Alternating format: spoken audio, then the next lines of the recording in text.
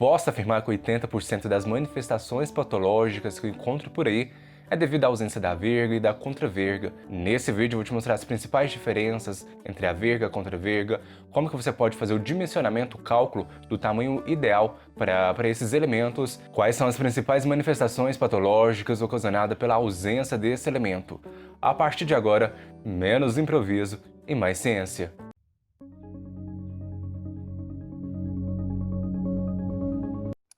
Olá, seja muito bem-vindo no nosso canal Estruturas BIM. Se você não me conhece, prazer, sou o engenheiro Pedro e nesse vídeo nós vamos falar de algo extremamente comum de acontecer em algumas obras que não têm o acompanhamento profissional e acontece logo nos primeiros anos da edificação, principalmente quando você vê aquela abertura ou você vê uma janela, uma porta e sempre nas laterais tem aquelas fissuras e isso causa algum tipo de incômodo e também, dependendo do caso, para um estágio mais grave de fissuração, eu vou te mostrar esses elementos, como que você pode evitar de acontecer na sua obra e também ter a economia. Eu já vi muita obra aí exagerando o tamanho da verga, da contraverga e também a questão das suas dimensões. Então, preste atenção nesse primeiro item que eu vou te falar, que é a diferença entre a verga e a contraverga.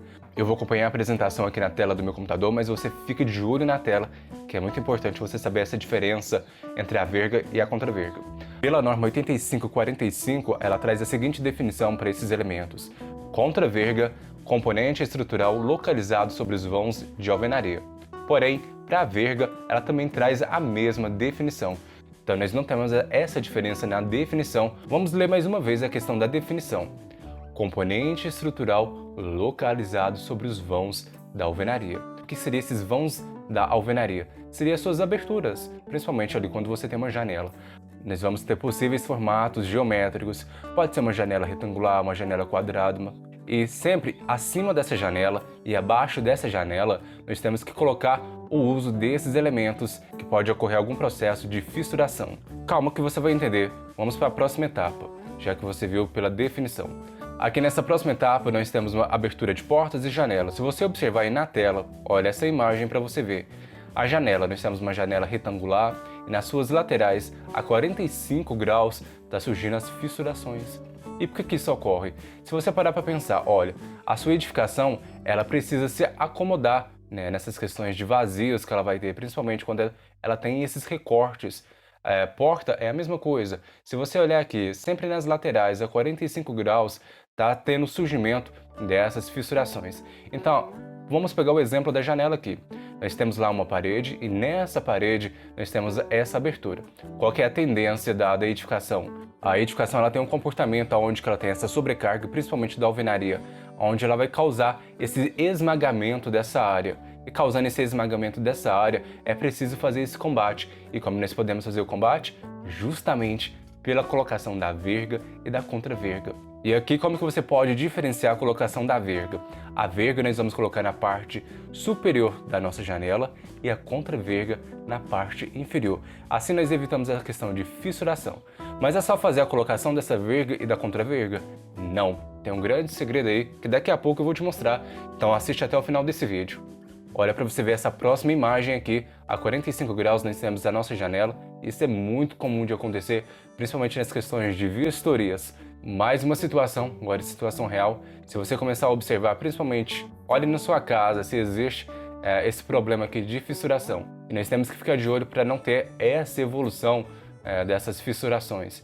E eu vou te mostrar como que você pode fazer o controle dessa fissuração, porque às vezes pode ocasionar pequenas fissuras, mas para por ali e a gente depois faz um pequeno reparo para fazer a correção desse tipo de manifestação patológica. Eu montei esse vídeo lá no Instagram para mostrar para o pessoal, se você não me segue, @estruturasbim, o motivo quando você tem uma abertura sem a colocação da verga e da contraverga e uma abertura utilizando esses componentes. Olha para você ver, essa seta seria a carga da parede sobre o vão da janela. Se você perceber, sempre nas quinas nós vamos ter esse acúmulo de tensões. E aí que surgem as questões das fissurações. Assista essa animação para você ver. Muito legal esse tipo de animação que nós temos aqui. Então me siga lá no Instagram. Se você prestar atenção, qual que é a diferença entre a janela e a porta?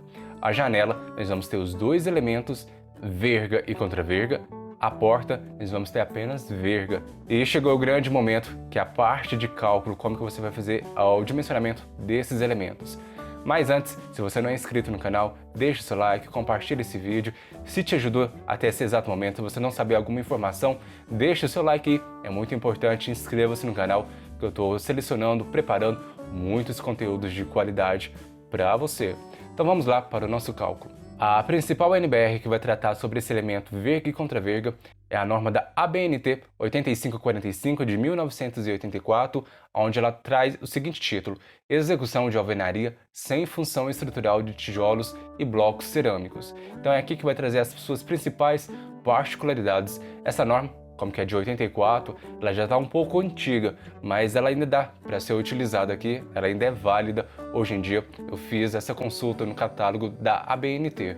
Aqui eu representei para você as diretrizes que ela traz lá na norma, que você tem que ter pelo menos 20 centímetros de excedente nos vãos da sua abertura, então você vai ter sua janela, e de cada lado você tem que ter pelo menos 20 centímetros ultrapassando esse vão da janela, de cada lado, lembre-se disso. Já a altura desse elemento que nós vamos ter, a norma diz que você tem que ter pelo menos 10 centímetros. Então, 20 centímetros de cada lado e 10 centímetros pelo menos. Eu vou te mostrar na tela do meu computador uma representação que eu fiz no Revit, com um exemplo muito prático e fácil para você entender como que você pode fazer esse cálculo, já que nós sabemos as medidas que nós devemos utilizar.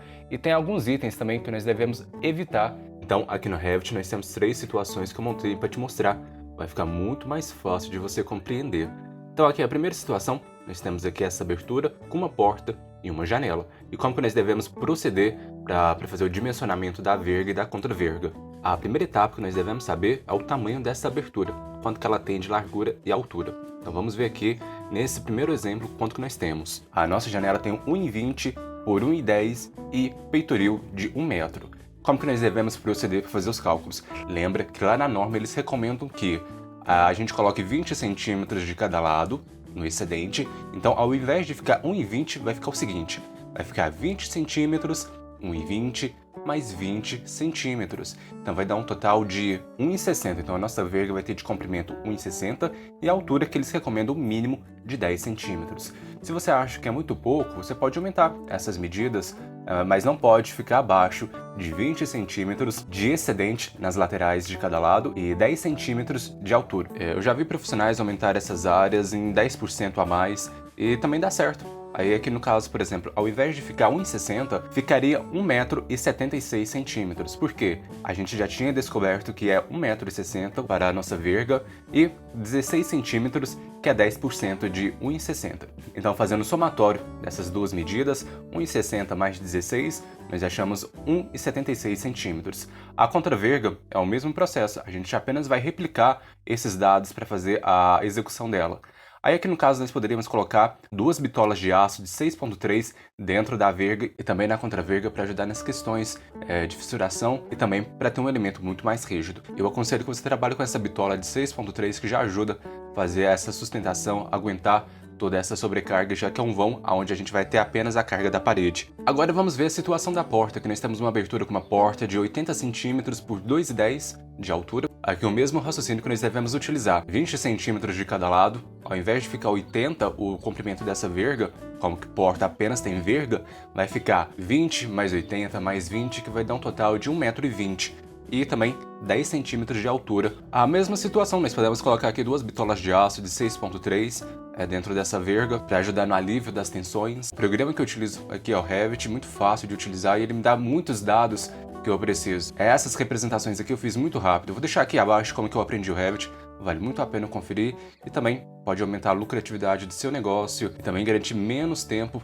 de elaboração de projeto, que é algo que nós projetistas, engenheiros e arquitetos buscamos. A próxima situação que nós temos aqui é quando nós temos dois elementos muito próximos, por exemplo, uma janela muito próxima de uma porta. A norma ela fala que nós podemos fazer uma única verga, o que seria fazer a união desses dois elementos. Aqui no caso, como que porta não tem contraverga, nós faríamos apenas a contraverga da janela. Olha para você ver o nosso exemplo, nós temos apenas uma verga. Aqui, já a terceira situação que eu vou te mostrar, presta muita atenção, hein? A situação que nós temos aqui é uma abertura com vão de 2,40. e a norma lá traz que voos acima de 2,40 ou até mesmo 2,40, nós não podemos fazer o dimensionamento desses elementos como verga e contraverga. E o motivo está atrelado porque vai ser um elemento muito extenso, muito grande para fazer o dimensionamento dele. Comportamento de dimensionamento que nós devemos fazer é fazendo o dimensionamento de uma viga, tanto para a verga e tanto para a contraverga. Nós temos uma grande sobrecarga e nós devemos ficar atento nesses elementos para não ter prejuízo também. Eu aconselho que você peça algum responsável técnico para fazer o dimensionamento. Às vezes ele pode adotar o modelo de viga chata para fazer aqui. Isso vai depender muito também como está o sistema estrutural da sua edificação, porque nós devemos fazer o descarregamento dessas tensões em algum desses elementos. Afinal, Pedro, eu já fiz o assentamento da minha janela, da minha porta, e eu tenho esse tipo de manifestação patológica na minha residência. Como que eu posso fazer a correção dele? O primeiro item que você deve fazer é a questão do monitoramento. Será que essa fissura está evoluindo? Se não estiver evoluindo, tudo bem, aí nós vamos partir para um próximo procedimento. Nós podemos acompanhar a evolução dessa fissuração. Faça esse X aqui e acompanhe. Se tiver um espaçamento entre a data e o período que você olhar, pelo menos de um mês, é importante que você faça a correção desse tipo de problema. E como que você pode fazer isso? Eu aconselho você retirar essa janela, fazer a limpeza desse local, fazer a colocação da verga com essas medidas que eu te falei anteriormente. Você vai utilizar no seu caso, você vai medir a abertura que você tem, faça o escoramento, principalmente na questão, como você viu, nós temos essa questão da sobrecarga. Faça o escoramento, coloque a verga e a contraverga nas duas posições, se for uma janela. Aí você pode utilizar também ferro com diâmetro de aproximadamente 6,3 ou 8 para ficar bem reforçado. Isso vai depender de quem for executar esse serviço e você pode fazer essas correções. Não tem como fugir disso, já que o serviço não foi executado anteriormente da forma correta. Agora, se a manifestação patológica ela não estiver evoluindo, você pode fazer pequenos reparos utilizando alguns materiais que nós já temos no mercado, mas fique de olho. Se você fez o reparo e continue dando a fissuração, é importante que você faça a colocação da verga e contraverga. Às vezes nós temos o caso da colocação da verga e da contraverga, ela não está sendo suficiente para aguentar essas tensões de sobrecargas. Provavelmente não atendeu aqueles requisitos que eu te falei lá no Revit, na nossa representação.